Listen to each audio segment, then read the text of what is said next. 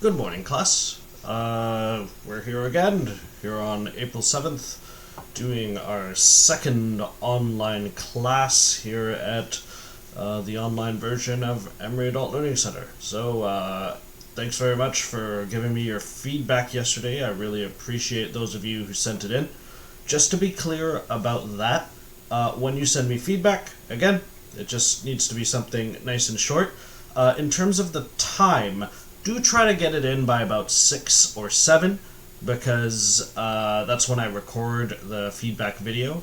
So if you give it to me later, that's okay. I'll still give you credit for doing it, right? But if you want to be part of the video, which you should send it to me hopefully before 6 o'clock, right? Maybe 7 at the latest, right? That's the time I'm going to start to record the video. Okay, so please try to do that. Anyway, our topic for today is our Prime Minister, Pierre Trudeau, the father of our current Prime Minister, Justin Trudeau. So, Pierre Trudeau is one of the most significant Prime Ministers in Canadian history, if not perhaps the most significant. So, let's take a moment to talk about why that is. So, the first reason might strike you as a little silly, and it is a little silly, and it is that he was considered to be Canada's first movie star Prime Minister. The guy wasn't married, he drove sports cars, and was generally well-liked all around the world. And he was also considered to be very handsome. People thought he was good-looking and treated him as a celebrity. What do you think, Dragos? Is Pierre Trudeau handsome? Let's see him. Meow. He looks old, and he looks bald, and his nose is weird. Meow. I don't understand. Yeah, I don't know either, but this is apparently what people would say about him back in the 1970s when he was Prime Minister. Meow. Okay, well, I'm just a cat, but I think he looks bad. Oh, well, again, he's a politician, but shoot, okay, he was Canada's movie star Prime Minister. Meow. Okay, humans are weird. Well, weird or not, this is something that Pierre Trudeau was very famous for, and there was a period of time where Canada was best known just for Pierre Trudeau, right, and him being our sort of celebrity Prime Minister. And you know what? With his son now the Prime Minister, people often say the same things. If you ever have friends from overseas, right, especially Americans, you'll find that a lot of them often are saying that they know Canada by Justin Trudeau, right? He's the so-called handsome Prime Minister, right? What do you think, Dragos? Is he handsome? Meow. He has a beard now. What happened? I don't know, he just did that recently. Meow. He's weird. Okay. Anyway, so that's the first thing that we can note about Pierre Trudeau, right? That he raised Canada's profile quite a bit, made us a little bit more, I don't know, modern and hip and all of that through his supposed handsomeness. So, beyond that though, Pierre Trudeau had a lot of important contributions to Canadian society.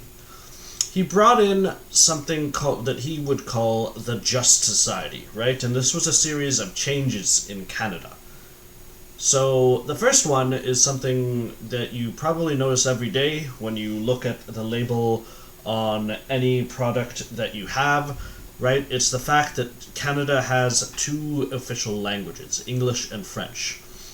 The reason we have French in our schools, and the reason why, when you hear any government employee from the federal government, that is, talk, they always will talk a little bit in English and then a little bit in French. The reason for that is because of Pierre Trudeau, who was himself, by the way, from Quebec, right? So it sort of makes sense.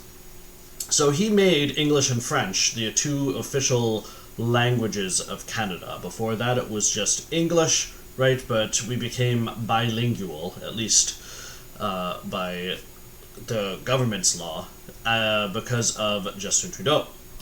And in 1971, he also opened up the country. Right? What I mean by that is immigration became a very strong and important part of our society after Pierre Trudeau made some of these reforms. What he did is he made it so that anyone could come into Canada regardless of their ethnicity or religion.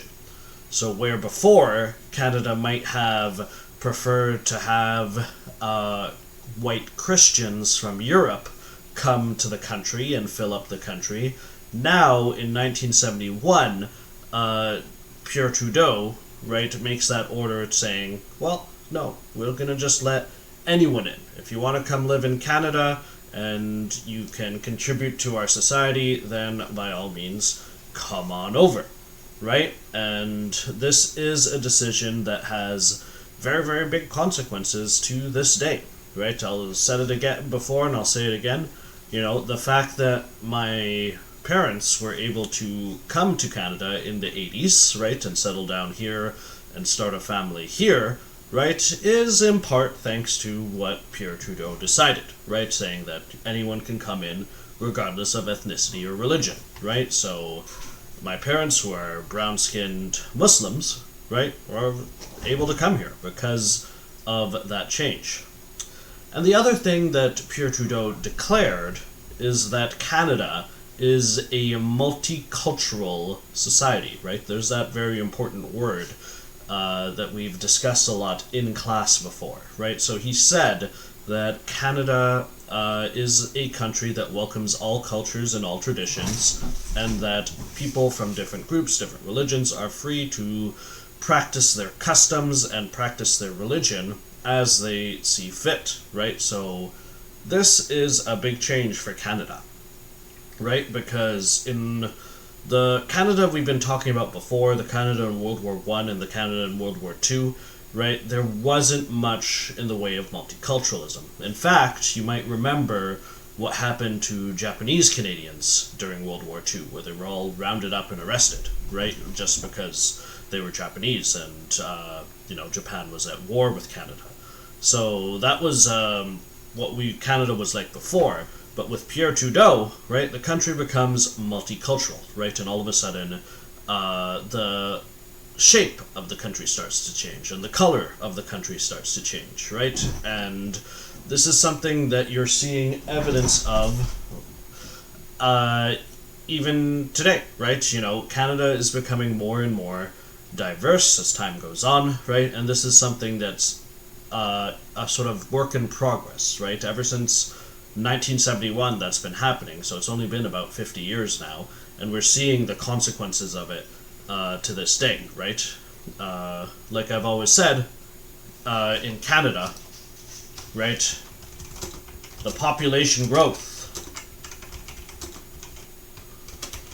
comes from immigration, right? Not babies, right? Canadians don't often have very many babies for whatever reason, right? It's coming from immigration, right? And that multiculturalism, right, is, growing and growing. And Canada, as time goes on, gets more and more diverse because of what Pierre Trudeau decided.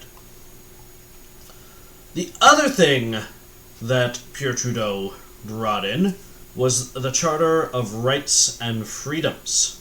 Now, this is extremely important, right? This was a guarantee of language rights for the English and French, okay, but it also guarantees everyone's rights to have equal protection of the law, regardless of race, nationality, or ethnic origin, color, religion, sex, age, mental or physical disability, right? So what the Charter of Rights says is that, everyone has those rights. Everyone has the equal protection of the law, no matter what you look like or what your gender is or where you come from or what you believe or anything like that, right? So everyone has those rights thanks to the Charter of Rights and Freedoms. That's not to say that people didn't have rights before the Charter of Rights and Freedoms, but the Charter of Rights and Freedoms is basically a constitution in Canada, right? It's one of our most important laws, right? And it gives a lot of your basic rights. Your right to express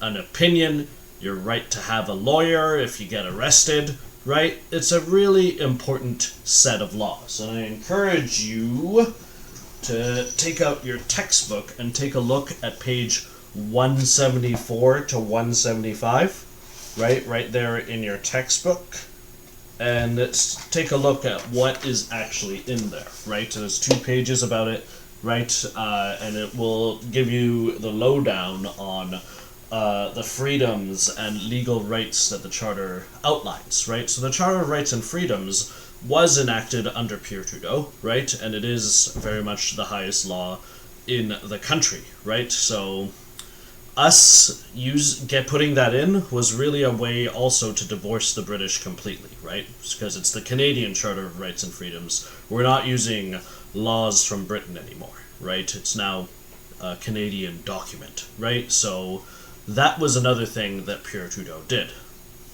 But there's one thing about the Charter that's kind of weird, right? And that's the notwithstanding clause. So this is notwithstanding means exception, right? And there's this clause in the Charter of Rights and Freedoms that lets certain provinces ignore the Charter for certain laws. Now, it doesn't often get used, but there's a really big example of this that's happening right now. So the Charter, right, like we were talking about, says that everyone has equal protection of the law regardless of race, nationality, ethnic origin, color, or religion, right? So it says that very clearly, so you shouldn't be able to discriminate against anyone, right?